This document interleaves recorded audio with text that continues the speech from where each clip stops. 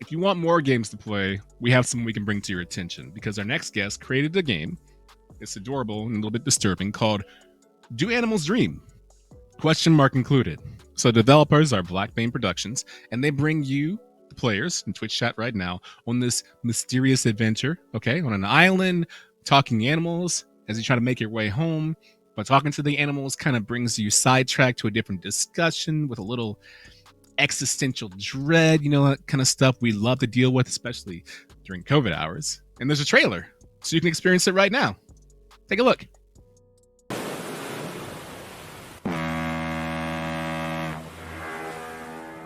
Come with me, and you'll be in a world of pure imagination. Take a look, and you'll see into your imagination.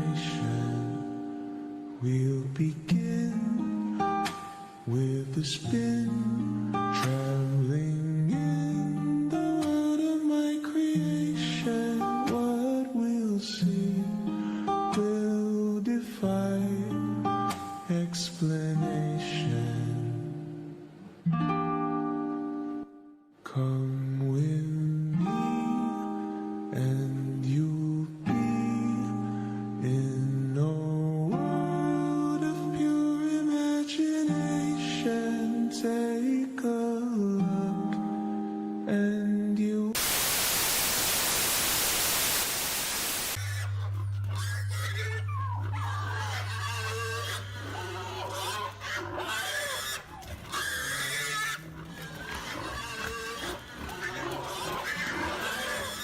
What we'll see will defy explanation. Welcome to the show, Scott and Matthew. How are you guys doing today? I'm pretty good. How are you guys? I could tell Adrian is the trailer is it has a rough ending to it. Yeah. Yeah, that's a heck of an Yeah. intro for sure.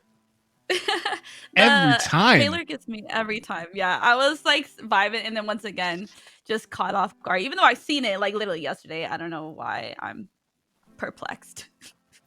You know what the best part is looking at Twitch's reaction. Everyone's like, "Oh, this song, wow, vibes. Hey, very comfy." And then it's just D: what? Oh wait, yo, hey yo. Now hold up, wait, hell no. I love it. Is that the reaction that you both wanted, Matthew, Scott? Yeah, I think, sure. Yeah, the game is definitely a juxtaposition between like really cute animals and cute music and everything like that, and then obviously some really dark tones underneath that. And I think that trailer, we wanted people to anticipate that with the game. So in the trailer, we wanted the cuteness and all of that, but also we wanted to put in like, oh, there is something else going on under the surface of this game. There is something so deeply disturbing about cute little animals doing horrible, horrible things. We want people to play this game, and at times it's going to feel almost like if Animal Crossing was a horror game. And that's exactly the vibe we're going for. The balance between something cute, delightful, funny, silly, but also maybe going to keep you up at night. It would probably definitely do that from that trailer alone. So, like, what inspired you to make this like a cute game wrapped in this thriller? You know, like, yeah. Yeah, well, I think we initially just wanted to make a game with cute animals in it, but throughout the research and development of the game, it took many different forms, and then we found out more about like how animals are treated around the world and that kind of thing, and we wanted to incorporate some of those elements into the game, but we also didn't want it to come across as too preachy or anything like that. So this game was definitely like a balance between trying to make something that's like fun and silly dialogue, but also have some serious themes woven in there as well. Yeah, it's definitely got a little bit of everything. There's spooky moments, and then we have this little existential ant who you could literally step on in the first 2 minutes of the game, or carry with you as your best friend throughout the whole game to the very end. So there's a lot of choices there so that you can, to some degree, have a big impact on the experience, depending on what you want to do, who you want to side with, who you're going to make friends with, and maybe make some enemies. Who knows? Everyone's asking the same question too, which is, why are you doing this to us? Why did you do this? And I love that.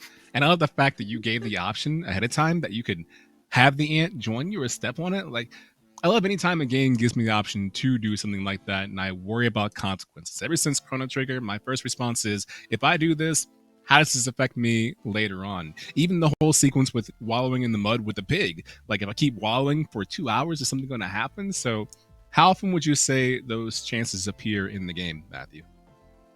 I would say that with each conversation, we're constantly trying to save off what the player is saying to the other characters, so that we know how the characters think about them and how they're going to react. Oh. So there's definitely some decision points in the game where you're going to be held accountable for your actions.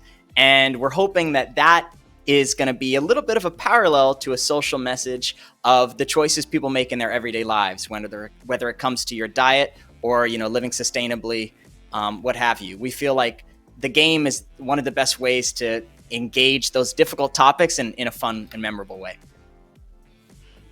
Interesting. Speaking of, this game, what are some surprising reactions you've gotten to some of maybe the consequences or the overall theme of the game? Sure. Well, Matthew brought up the ant earlier. I was really surprised by how many people took a liking to the ant. And people were like, oh, that was my favorite part of the game. And I was like, it was supposed to be like a one-off joke or something along those lines. But ultimately, after seeing that reaction from a couple of the early testers, as Matthew said, I was like, well, why don't we just put him throughout the game and like add or have him more involved without spoiling anything, like in the ending or something along those lines. So that was something that was pretty interesting to see. Awesome. I think this is a perfect opportunity, speaking to both you as developers.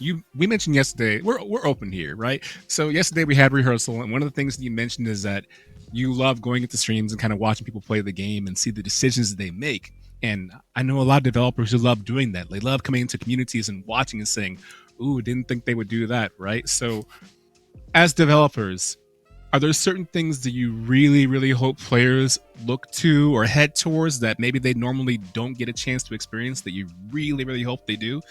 Each of you can answer if you want. We'll start with you, Scott.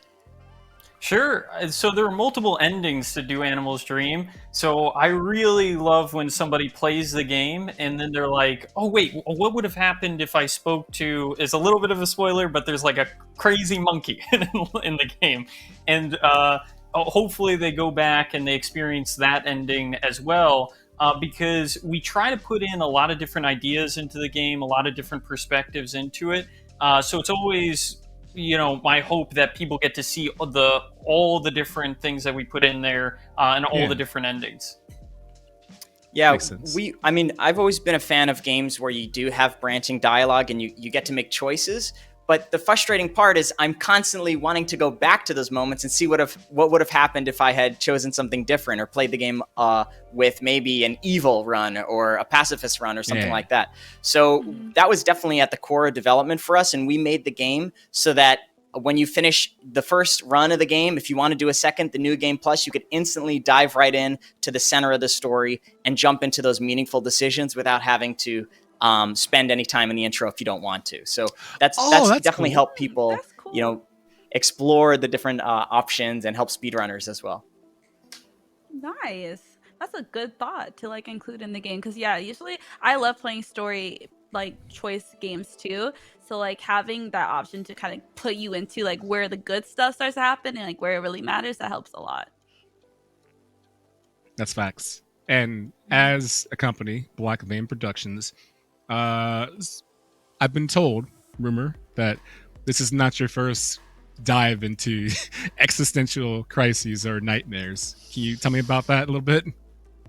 Yeah, definitely. This is our second foray. Well, it depends. All of our games are known for being a little bit silly and a little bit existential nightmare. So we love to find the balance between those two. And our last game Tony Hawk's existential nightmare is based on the pro skater Tony Hawk, who, in order to become a skating legend, has to make a pact with the devil. So this is actually a musical inspired by Dance Dance Revolution mechanics, where not only do you get to hear to our young actors, we have this young man who did an amazing job singing songs in the game, but Matthew's little brother. my little brother. It was it's a lot of fun, and I don't think I've seen anyone play it without either cracking up or just wide-eyed till the break of dawn, fearing for their life, checking the doors. This is definitely one that'll stay with you for better or worse. I love it. Yeah, it's a time. It's a time. Just the wall right into the kitchen, like, yo, what up?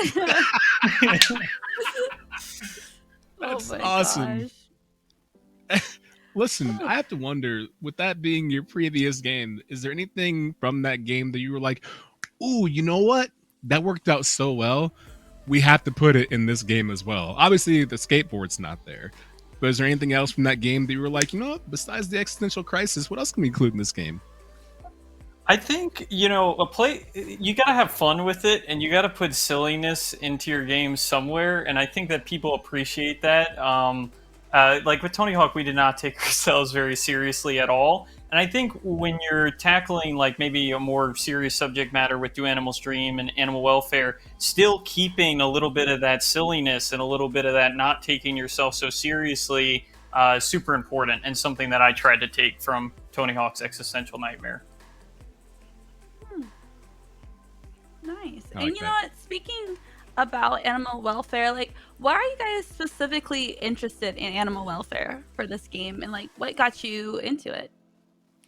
The game Do Animals Dream definitely covers some difficult topics, but it was important for us to not come into it with a message or with a end-all be-all, this is the answer, this is the right thing to do. Because when we actually started the game, we were both carnivores, we were both eating meat. Both of us was the furthest you could think of from vegan. But through the process of asking ourselves questions as we started working on this game and doing the research, we slowly both grew to become people who had plant-based diets. And I think we learned something there. And it's that the answer, if you want people to really think about these problems or to think about these difficult topics, it's not by giving them answers, it's by giving them questions and inspiring them to go seek out those answers on their own. So it's definitely not a coincidence that the game title itself is a question. We want people to be thinking about these difficult topics because we did the same thing and it changed our lives, and it might change the players' lives as well. I think Okay. you all have a tremendous head start, heads and shoulders above a lot of development teams, because I think a lot of times when people make games, there's that moment when they have an idea and direction and they have a decision to make as a creative director to say, do we still make this game based on the direction we're going? Should we tell the story like this? And a lot of times big companies will say, yeah, F that audience. We don't care. We're going to make our money, right? And then later on, the articles come out saying, this is not great. The workplace was toxic. This is the wrong message. And they collect the money, but where's the message? So the fact that you were taking that into account, not only from the start of this, but all the way through the development cycle, is fantastic. So thank you for doing that. Thank you for being here. Where can we find out more information about this game, yourselves on social, and also a little promotion you have going on as well? Yeah, so sorry, go ahead, Matthew. the social impact is a big part of this game, and so we wanted to make this promotion to underscore that. The game is actually completely free for anybody willing to take a challenge. And the challenge is to go 1 week without eating animal products. And you could take that challenge at blackveinproductions.com/pledge. And if you take the pledge by retweeting our post on Twitter, Facebook, or Instagram, we'll send you a copy of the game completely free. Dope. If it's free, it's for me. I like Looks that. we gotta try a diet. Yeah. And Scott, we'll start with you. Where can we find you on socials, and even to find out more information about future titles as well as past ones? I do not post a lot on Smart. social, but I do have a YouTube channel, Scott Mulligan. But if you want to find out more about our games, go to Black Vein Pro on Twitter, or follow us on Discord. We like if you go to our Twitter, and we have a Discord link, and we post announcements there as well. All right. Thank you, Matthew. Ooh. Yeah, for more info on Black Vein Productions, just Google Black Vein Productions. It'll pop up. And if you're looking for stuff from me, just Google Mr. Ventures and I'll be there. Oh, one thing I saw really quickly. That's a really good question. Thank you, Jessica Late. What if you're already vegan? You just You're have already- to continue for another week. Yeah, shouldn't be too hard a challenge, but you can do it. Spread the That's message, my man. Be our buddy. I like that. That was good. Thank you for that. I hope that answers your question, Jessica Late. There you go. Just keep being vegan 1 week longer. Thank you so much for being here. Like I said earlier, go to the website, hit it up, get your chance to get a free copy of the game. Matthew, Scott, it's been dope. Thank you for making sure we think about our lives today. Oh, thank you Thanks so so much, much, Adrian, guys. and thank you, Krista. Thank you. Bye, guys. Oh my god, that trailer literally gets me every time. Like we saw it yesterday, and yet I'm still like, it has me shook every time. Every time. Honestly, today has been really good, I think, for gaming in terms of what we covered. Mhm. Like the whole F1 thing and career mode sounds dope. Skyward Sword looks amazing. I haven't played that yet and I want to. And then this is like another game on the backlog that I'm like, you know what? I think I want to try that out. You know what I mean? Yeah, same. I'm interested to see what happens with the ant. I want to see the Yeah. ant.